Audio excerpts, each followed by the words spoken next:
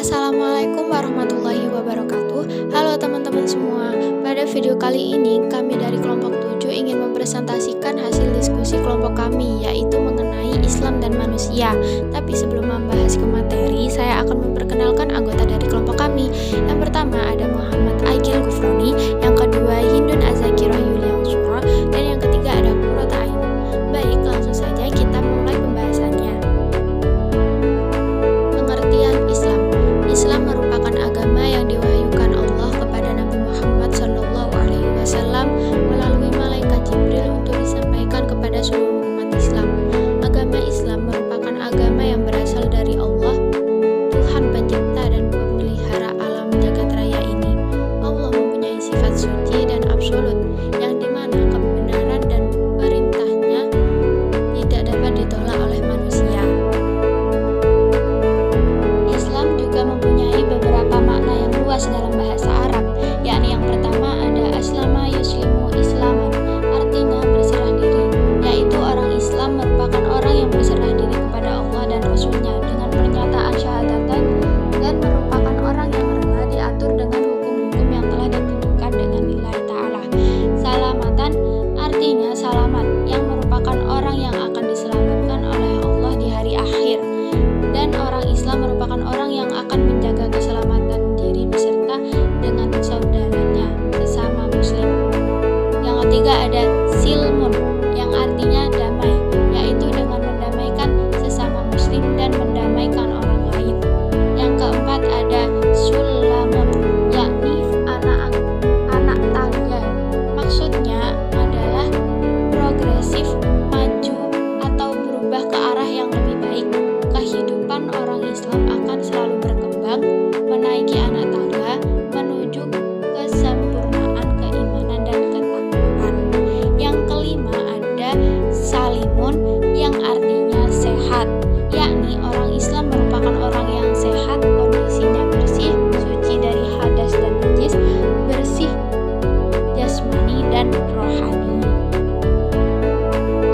Ruang lingkup Islam. Yang pertama, aspek akidah, yaitu keimanan dan keyakinan terhadap Allah dan Rasul-Nya. Yang kedua, aspek fikih, yaitu hukum-hukum syariat yang mengatur perbuatan dan perkataan. Yang ketiga, aspek akhlak, yaitu jaminan akidah yang teladan. Bicara tentang manusia merupakan makhluk hidup yang paling sulit dimengerti meskipun oleh dirinya sendiri. Manusia adalah makhluk yang tidak bisa ditebak, namun rasional. Manusia juga memiliki fisik yang baik seperti halnya makhluk hidup lainnya. Manusia juga memiliki akal sehingga dia dapat menciptakan hal-hal yang luar biasa meskipun secara fisik masih ada keterbatasan. Pertanyaan filosofis yang sampai saat ini tetap menjadi pembahasan dan pembicaraan adalah pertanyaan tentang hakikat manusia. Hal ini terjadi karena manusia bukanlah ciptaan manusia, akan tetapi manusia adalah ciptaan Allah Subhanahu wa Ta'ala. Pembuat laptop akan lebih mengenal seluk-beluk laptop tersebut ketimbang pembelinya. Maka manusia hakikatnya akan lebih dikenal oleh Tuhannya ketimbang dirinya sendiri. Maka dalam perjalanannya banyak sekali pendapat-pendapat tentang pengertian dan hakikat manusia. Pendapat itu terlontar dari berbagai macam kalangan. Maka secara garis besar ada dua kelompok pendapat tentang manusia, yaitu yang pertama adalah pengertian manusia menurut para ahli. Pendapat pertama datang dari seorang Ludwig bin Schwenger. Beliau mengatakan bahwa manusia adalah makhluk yang mempunyai kemampuan untuk mengada suatu kesadaran bahwa ia ada dan mampu mempertahankan adanya di dunia. Pendapat kedua datang dari seorang Thomas Aquinas yang mengatakan bahwa manusia adalah satu substansi yang komplit yang terdiri dari badan dan jiwa. Pendapat ketiga datang dari seorang Marx yang mengatakan bahwa manusia adalah entitas yang dapat dikenali dan diketahui. Masih banyak lagi pendapat-pendapat para ahli yang melontarkan pengertian-pengertian tentang manusia.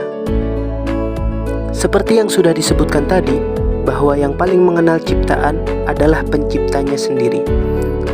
Maka memahami hakikat manusia bisa kita pahami lewat Al-Quran, karena Al-Quran adalah perkataan Allah Subhanahu wa Ta'ala yang merupakan pencipta manusia. Dalam Al-Quran, Allah Subhanahu wa Ta'ala sangat banyak sekali menyebut tentang manusia. Hanya saja Allah menyebut manusia dengan beberapa kata. Ini menunjukkan beberapa konsep dan peranan manusia dalam pandangan Islam. Berikut ini merupakan beberapa dimensi manusia dalam pandangan Islam. Yang pertama, manusia sebagai hamba Allah. Manusia sebagai hamba Allah wajib mengabdi dan taat kepada Allah, Sang Pencipta alam semesta ini, karena merupakan hak Allah untuk disembah dan tidak disekutukan. Manusia mengabdi sebagai hamba Allah tidak terbatas hanya pada ucapan dan perbuatan saja, dan juga harus dengan keikhlasan hati. Kedua, manusia sebagai an-nas. Dalam konsep an-nas pada umumnya dihubungkan dengan fungsi manusia sebagai makhluk sosial. Manusia berdasarkan fitrahnya memanglah makhluk sosial. Dalam hidupnya membutuhkan manusia dan hal lain di luar dirinya guna mengembangkan potensi yang ada dalam dirinya agar dapat menjadi bagian dari lingkungan sosial dan masyarakat. Ketiga, manusia sebagai khalifah Allah.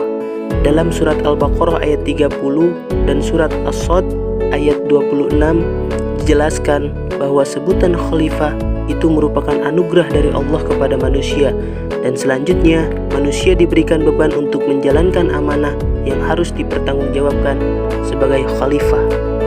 Kemudian, manusia sebagai Bani Adam. Konsep Bani Adam mengacu pada penghormatan kepada nilai-nilai kemanusiaan. Konsep ini menitik beratkan pembinaan hubungan persaudaraan antar sesama manusia dan menyatakan bahwa semua manusia berasal dari keturunan yang sama.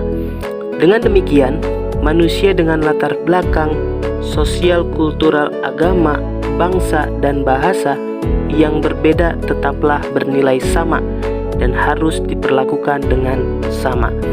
Dalam Al-Quran, istilah Bani Adam disebutkan sebanyak 7 kali dalam 7 ayat. Semuanya itu adalah merupakan bukti Allah dalam rangka memulihkan keturunan Adam dibanding makhluknya yang lain. Konsep selanjutnya adalah manusia sebagai al-insan. Manusia sebagai al-insan dalam Al-Quran mengacu pada potensi yang diberikan Tuhan kepadanya. Potensi ini adalah kemampuan berbicara, kemampuan menguasai ilmu pengetahuan melalui proses tertentu, dan lain-lain. Namun, manusia sebagai al-insan juga mempunyai kecenderungan berperilaku negatif, yaitu lupa. Kemudian, manusia sebagai makhluk biologis atau al-bashar. Dengan kata lain, manusia merupakan makhluk jasmaniah yang secara umum terkait kepada kaidah umum makhluk biologis seperti berkembang biak, mengalami fase pertumbuhan dan perkembangan, serta memerlukan makanan untuk hidup, dan pada akhirnya mengalami kematian. Kata bashar disebutkan sebanyak 36 kali dalam bentuk tunggal dan hanya sekali dalam bentuk musanna. Konsep terakhir adalah manusia sebagai al-ins.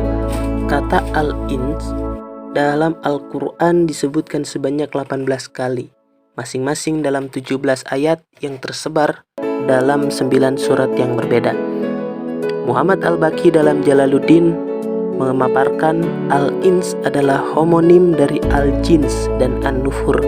Lebih lanjut, Quraisyab mengatakan bahwa dalam kaitannya dengan jin, maka manusia adalah makhluk yang kasat mata, sedangkan jin adalah makhluk halus yang tak kasat mata.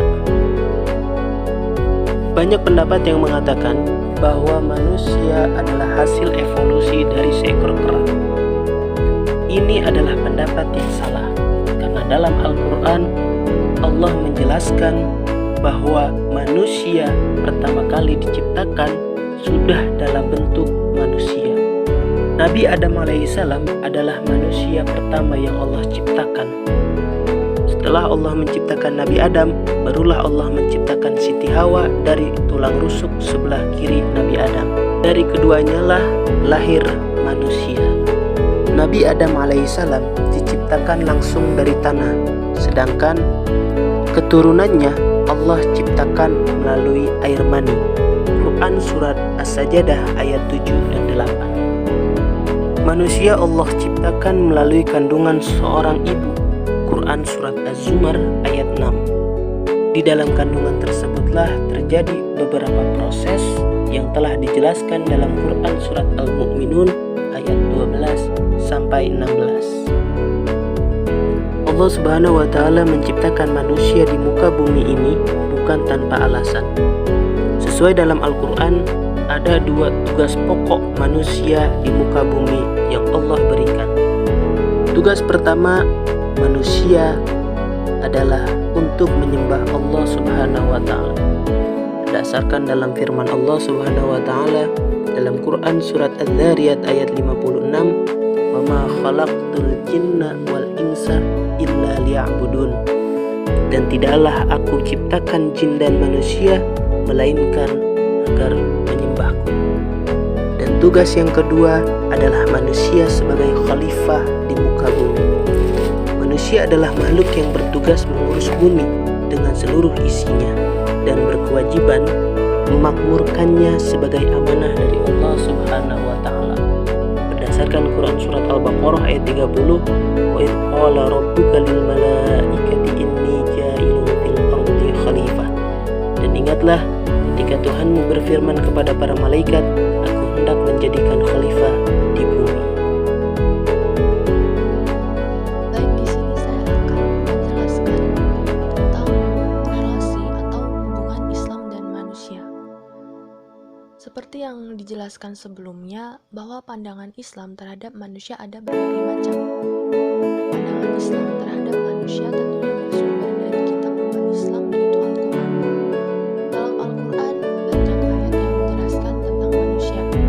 Seperti contoh dalam Quran Surat Al-Mu'minun ayat 12-14 dan Quran Surat Shad ayat 71-72 yang dimana menjelaskan tentang proses penciptaan manusia.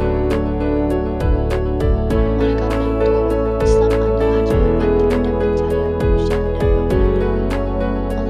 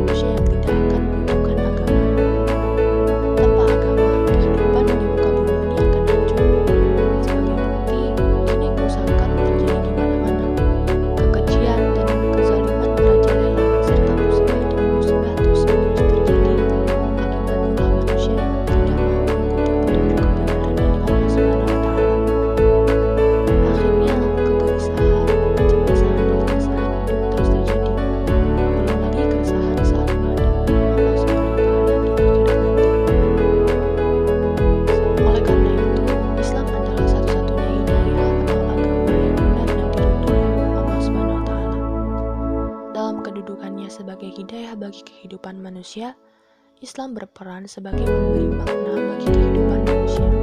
Islam juga sebagai alat kontrol rasa dan emosi serta